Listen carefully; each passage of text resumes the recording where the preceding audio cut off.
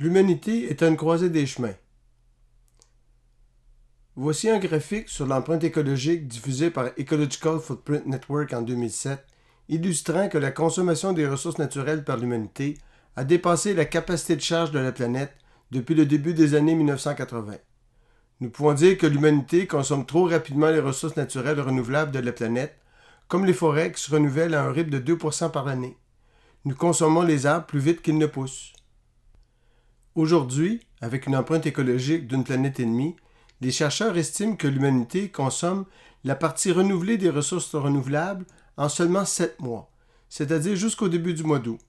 Pour le reste de l'année, c'est comme si nous consommions le capital naturel et non plus seulement les intérêts de ce capital. Si la tendance se maintient, avec les modes de vie actuels, où l'intérêt particulier et la cupidité prévalent, avec le capitalisme et sa croissance économique illimitée, l'humanité va atteindre une empreinte écologique de 2 planètes et demie en 2050.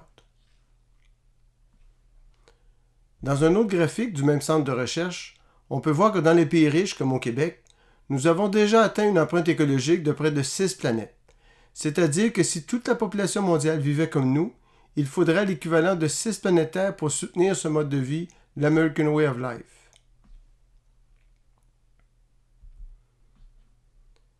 Si nous voulons retrouver un équilibre avec la planète et avoir planétairement une empreinte écologique de 1 d'ici 2050, nous devons changer pour des modes de vie durables, où l'intérêt général et le bien commun prévalent dans une ère post-capitaliste. Est-ce qu'on change notre mode de vie maintenant avec un virage pour respecter les limites de la planète, ou on regarde, dans un déni collectif, l'effondrement des systèmes écologiques socio-économiques avec un business as usual?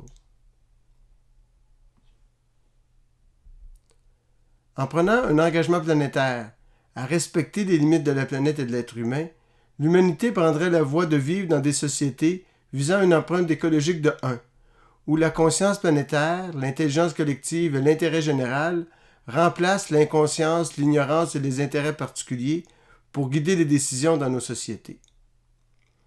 Nous avons tous, riches ou pauvres, à découvrir de nouvelles manières de vivre, de nouveaux modes de vie qui vont respecter les limites de la planète.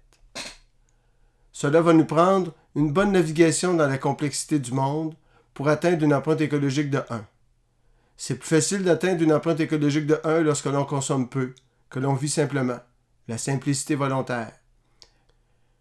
Avec des revenus élevés, avoir une empreinte écologique de 1 demande plus de créativité, comme prendre des vacances plus écologiques, participer à la restauration des écosystèmes, investir pour une réduction radicale de la pollution industrielle, investir dans le recyclage de déchets ou dans la décontamination des sols, de l'eau et de l'air.